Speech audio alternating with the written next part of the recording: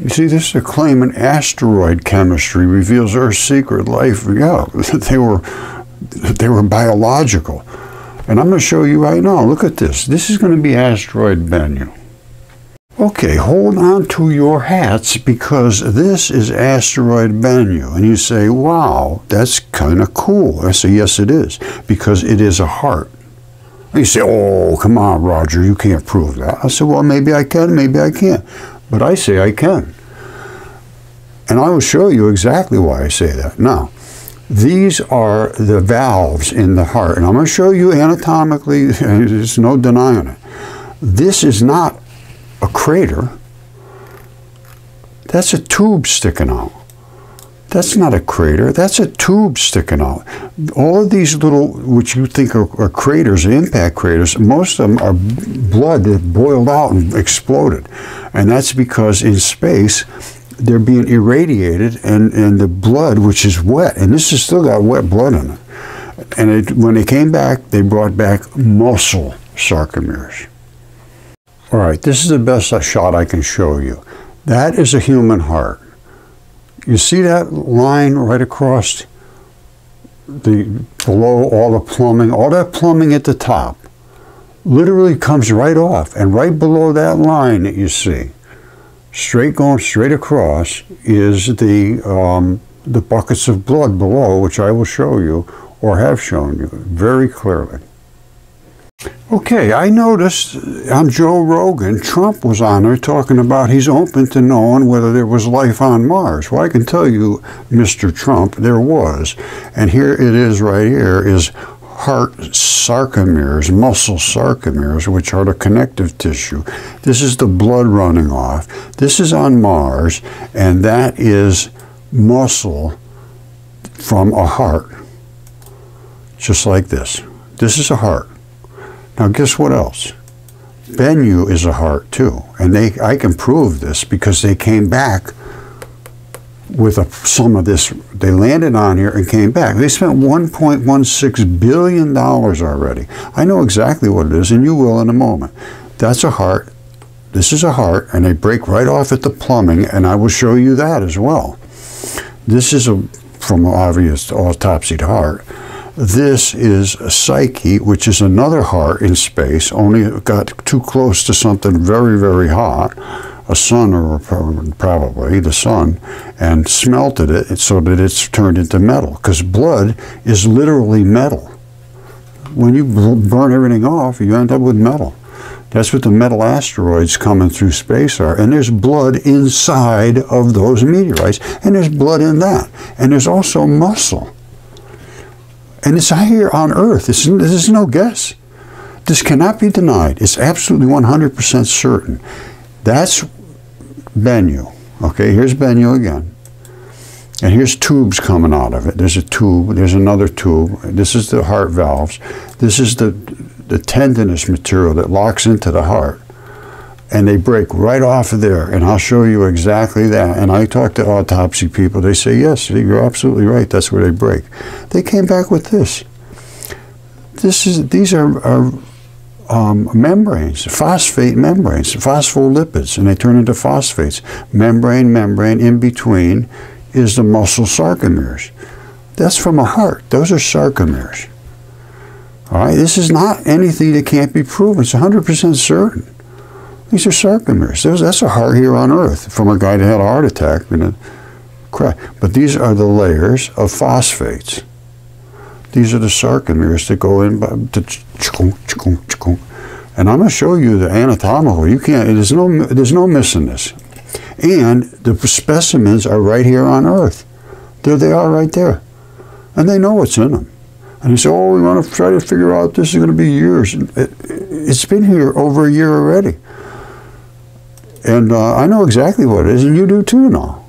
If you're paying any attention, you can see right here. That's a heart. That's a heart. That's a heart.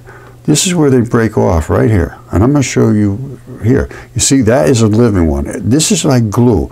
This layer right here is the tendon. And look at this.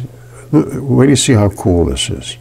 I got a picture of this somewhere. Hold on. Here it is right here. That's what a heart looks like in extreme graphic detail of a drawing. This right here is the layer. You snap it and you just break right off. The plumbing goes away and you're right down at the valves. This right here is the line of invested tendon, which is, I showed you on the other tendon that was on Bennu. Where'd you go, Bennu? Here you are. There's that line. All the plumbing just falls right off. And you talk to an autopsy guy, it's exactly what happens. The plumbing right there falls right off. And then you get, there's a ton of blood around here, and you got a couple little tubes coming out of the side, and that's what we see exactly on Bennu. But this is how a heart muscle is. It's one big wrapped band, and it twists like this. And then there's it is a heart. There's no question. How can anybody deny this? It can't be denied. And then when you see it's here on Earth, and the membranes sandwich the sarcomeres, that's exactly what it is. It's to dismiss and not engage with my evidence here about what a heart is and what sarcomeres are. They have no biologists there. And even on Mars, they're all over. They can't get their head around the size of these things. Because, I mean, that heart out there, I think it's like, I'm not sure what size it is, but it's big. And this stuff is gigantic. And the Mars, that's muscle on Mars. Also on Mars is this. They call those the Mars blueberries. Those are the little balls that are in this interstitium of skin, and they lock in with little tiny straps on them. And your skin can go this way and that way and this way. And then they all come back to where these were anchored. Now, in this case, the whole flesh is gone. Everything's gone, so the balls are just floating around. The little anchors, the straps on them, they're all missing. This is the bottom basement layer of skin. On top would have been this in the fleshy stuff with all the little straps, and pulled this way and pulled this way and pulled this way, and it would come back. And is that on Mars as well? Yes, it is. This is on Mars. It's called the Mars blueberries. Identical to the Moki marbles that are all over Utah, Arizona, all out there, because there's skin out there too. Everything was giant creatures. I'm sorry, that's just a fact. And here we're going to go back to Mars again. All right, so we're going back to Mars, and we're going to look at the Mars crab. I think I had it. Yep, we do. There's the Mars crab right there.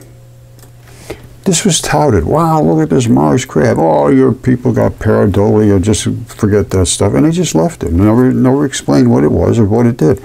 That is an artery, and these are the blood vessels servicing these sarcomeres. You see? There are more sarcomeres. This is not just nothing. That's this here, and it's giving blood to these eroded sarcomeres. All right, now everybody's screaming, oh, that's not on Mars, that's not on Mars, it's all CGI. Please don't do that here, please, please. I know what I'm looking at. There is no erosion on there whatsoever, none, zero. That means not a drop of water has hit that ever since these creatures were destroyed. Same thing here. It's just dust. And it's a red planet because this is virtually red blood.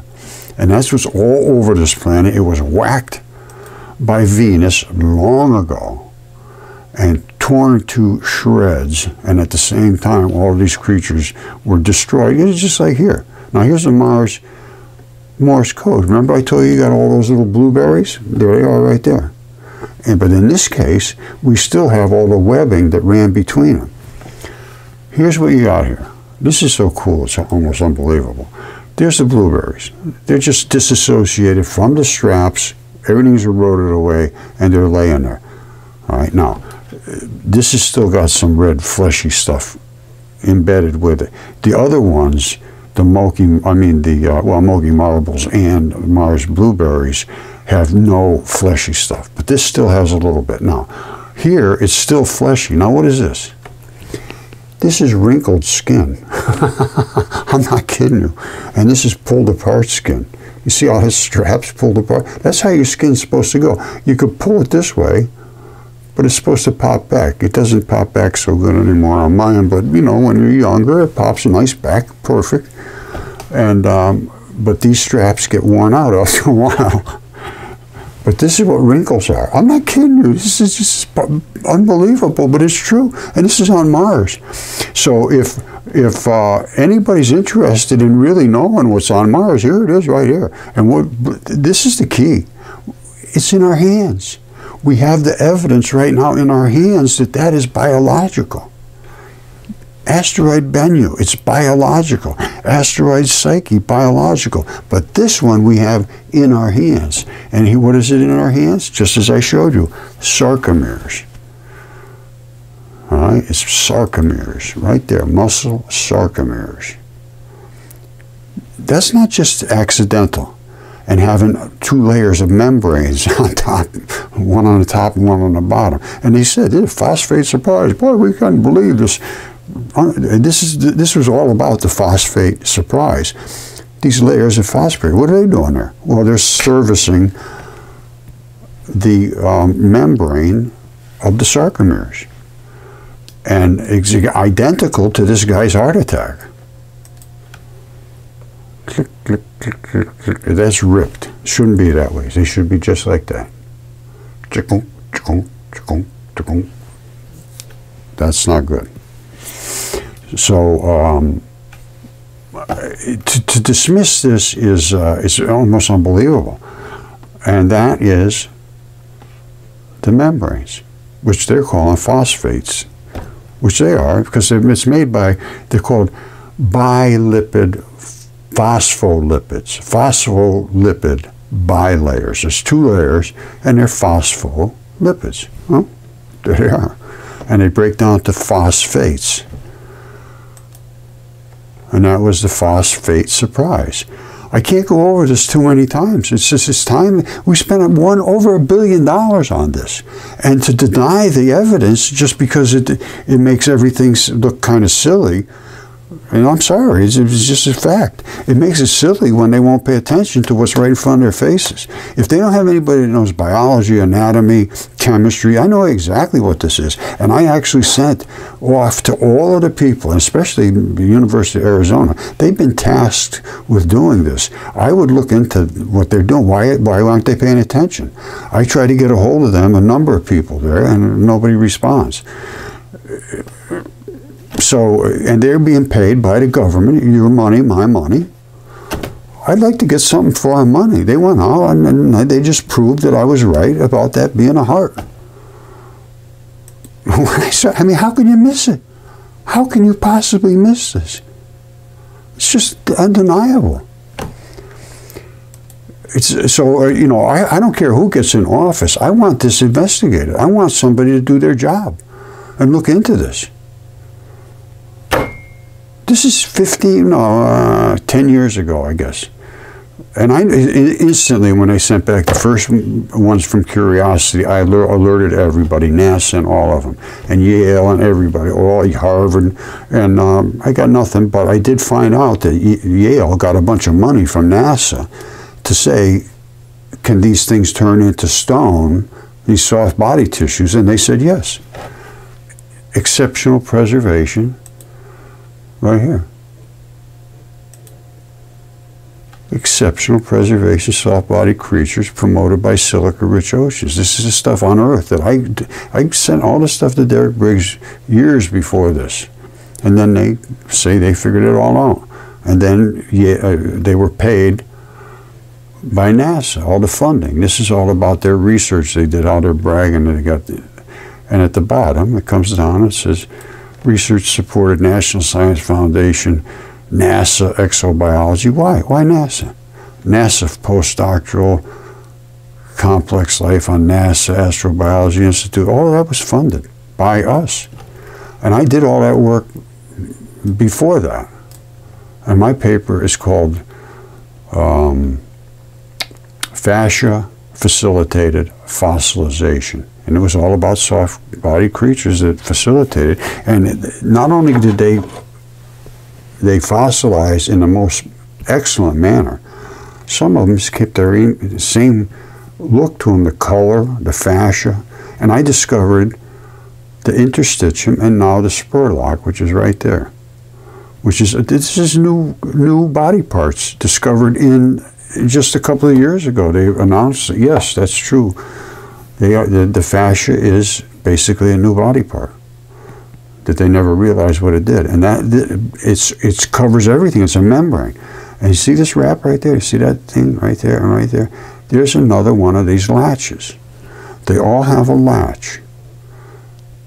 Now, this is latching onto itself, wrapping around like a little crescent roll, wrapping around this bone to seal the membrane around the bone.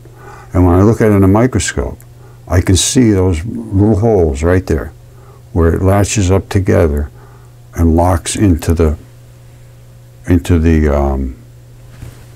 bone to hold all the membrane around it. And some of these things are just unbelievable. Look at this. Hold on. Now, they say that there's things here that there's nothing like them anymore. But they say there was only soft-bodied creatures. You see it? There's nothing like it. See, many of these are outright bizarre in appearance that resemble nothing organisms like that today. Well, I agree with that to some case. They say, though, they were before entirely soft-bodied, before any creatures existed on Earth. These were the first creatures that ever existed, they say. That's just not true. Well, in a way it is true, in a way it's not true. It's not the animals entirely soft-bodied. No. They lived before shells, teeth, bones. No, absolutely not. Are typically the only parts of the organism to become fossilized, as they knew it, but they didn't understand mud fossilization. But they did say that they turned into rock within a couple of hours to years, instead of thousands and millions of years. And they were buried in a very quick underwater storm events. Well, it was a global flood was what caused it. It happened rapidly, all right? And they say they used microscopes, the same thing I did. Now look at this. Remember I showed you that tag? The tag's this thing in there, like at that triangle looking piece? And this how that little triangle looking piece latches in. I have really detailed look at that. It's a completely new body part. This is the kind of tags they used back then. Look at that. You see that circle? All of this fabric on this no-toe, and it's all hide. And I put it in a microscope, you can see it's just like us. Now this crack right here is where the toes move up and down. This right here was where the ankle was, coming down the tibia, the big bone. And then the fibula would sit on the side there. And it was similar to a human foot, but they call them no-toes because the toes are built in. It's got a regular arch, and it actually has what almost looks like a sole on the bottom. But I think there's springs in here, and that's the pin, and the springs rock back and forth on that pin. Anytime you see where that kind of texture, it means there's a lot of wrinkling going on there, like this. A lot of wrinkling going on, stepping on this. This is hinged, basically. And here in the ankle, just like you twist your ankle around, you got a lot of action going around your ankle there. And this right here, I can see very, very clearly in a microscope, the vein and artery. Because you got to have a lot of blood coming down to service the foot. And these were all red-blooded creatures. Excuse me.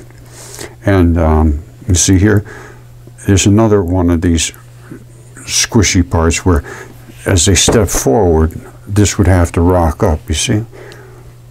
So that was rocking up a bit, pushing this up, which makes that crease there. And it looks to me like there's a pin right there. And that would create a spring action pushing against right there. And it's hard to see, but there's actually something going on right at that spot. Whoops, you can't even see that at all, can you? Let me show you. You see this spot right here? This comes across with a pin. You see that? Look close at that. You see the center of it? And around it, it's like some kind of a ball structure here that connects to this spring. And I think it's a spring. And it pushes up like this, rocking on that pin.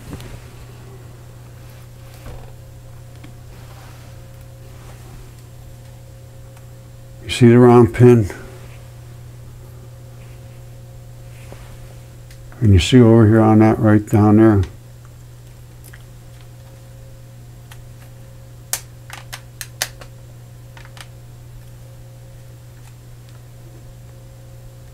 Right there, I'm trying to focus it. Boom. I don't know what it is, but it sure looks like it's attached to this right here. And that right there runs over the top of the pin that's right there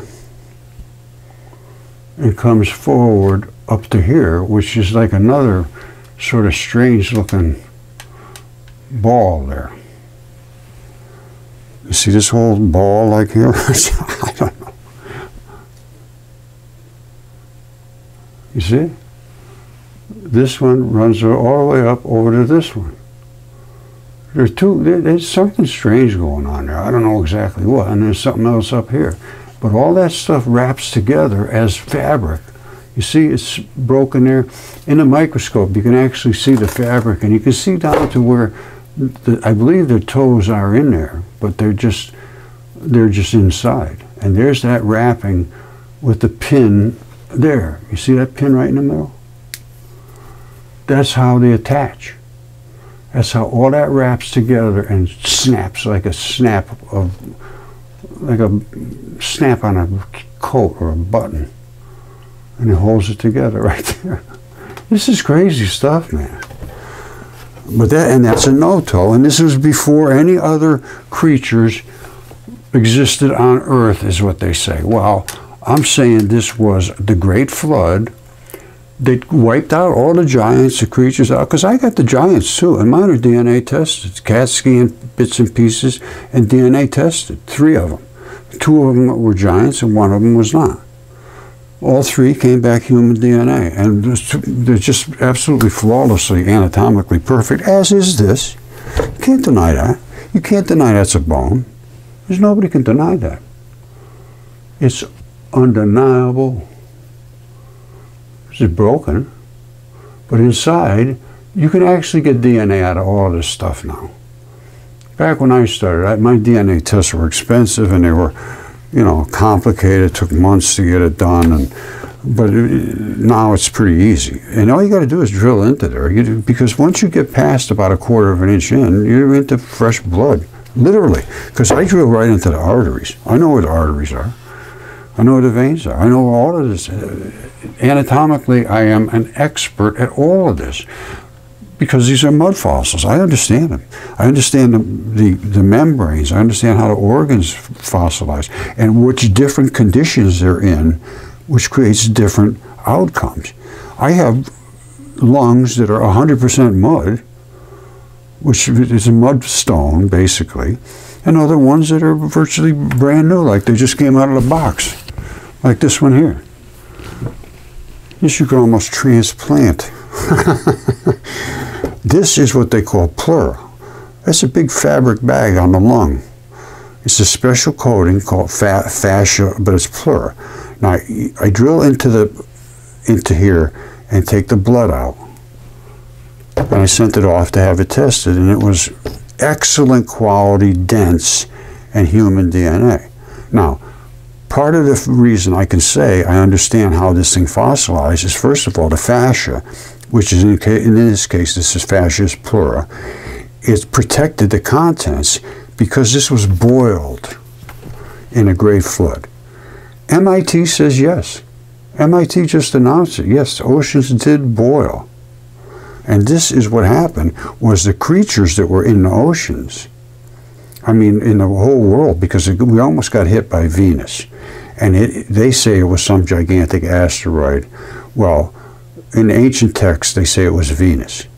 And it almost hit us and it boiled the oceans and really dissolved the flesh, boiled the flesh. And the organs in a lot of cases stayed perfect. You see how flat that is? Nobody ironed that flat. Nobody came over and pushed that flat. Why would that be so flat? Explain that to me. I can explain it. It's because it died laying like this, flat on a flat surface. And that little indentation right there, mon ami, is where the heart would be. This is a left human lung, and the heart sits right there. Chikoko, chikoko, chikoko, chikoko. Well, that's what happened. And then it got invaded nucleophilically and transitioned into stability. Now, when I say nucleophilic invasion, sometimes they invade and they just stabilize what was there because the chemistry is available. Here's the key. You got to have the enzymes, first of all, which the bacteria has to be right. So there had to be some kind of bacteria laying around in here. So you need some enzymes. You need some blood, basically. Blood is the chemistry that stabilizes everything because it's all charged particles. That's how blood works. It works with charged particles flowing through your body. They call them, transition metals. And they hold on, they're a metal core, and wrapped all around that metal core is what they call ligands. And they're little particles of different stuff your body needs to run on. And the blood flows that metal core around with these ligands, these particles that are building components, literally, for your body, food and everything else. And they drop them off where another place says, ooh, I'd like to have that. I need some of those negative particles, and they give it to them. And they pick up some of the other stuff, and they bring it back and clean it up. That's what blood does. And you can get blood out of this stuff very, very simple. And I mean a lot of blood. Some of these hearts just literally leak blood. Same thing with the lungs. So don't forget now, my whole aim here is truth, honesty.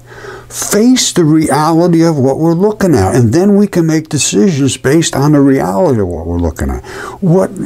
This is, I know it's way beyond the average person's mind to be able to just say, oh, wow, yeah, that's right.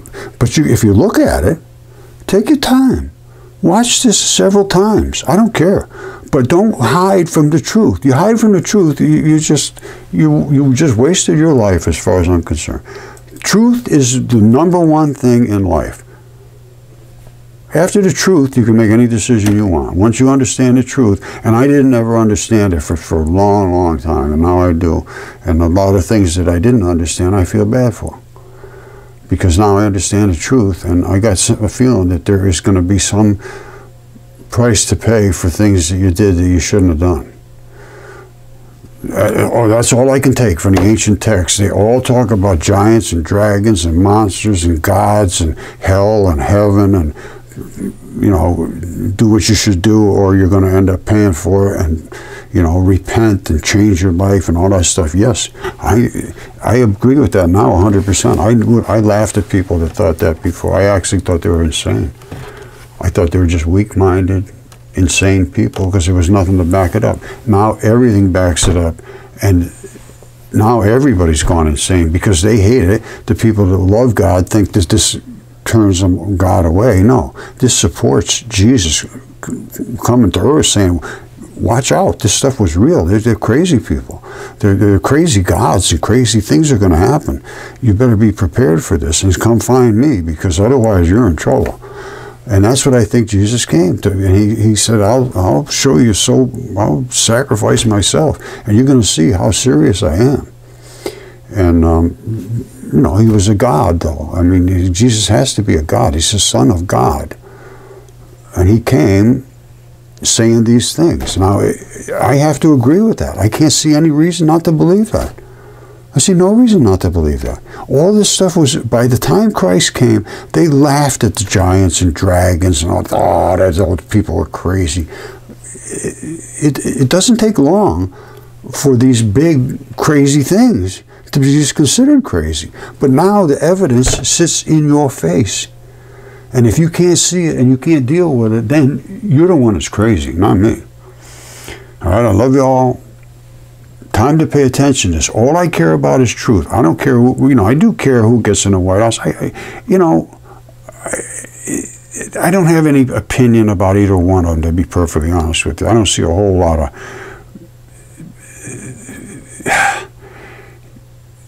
I want to see truth. Once I see the truth, then I'll know who's the real person. And so far, I've been posting about this stuff for years, and I did target both Harris and Trump not too long ago. I said, who's the honest one? Who's the honest candidate?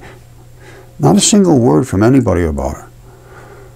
And that's what I want. I just want honesty. Once we get the honesty, we can go from there. For me, that's what matters to me. Everybody's got their own little piece of the pie. This is my piece. I want to see this handled. Because I'm telling you right now, 1.6 billion, 1.16 billion already spent to know something that we have in our hands and can be proven and is not really being allowed to be proven. University of Arizona will not respond. I think somebody's got to get a hold of Trump or somebody, because Trump's got a loud voice and, he uses it. I do too, but I'm just, right now, I am very, very suppressed. And that happens too to people that speak up. So there's a lot to change. There's a lot to change, my friends. Start with the truth. We can move on from there.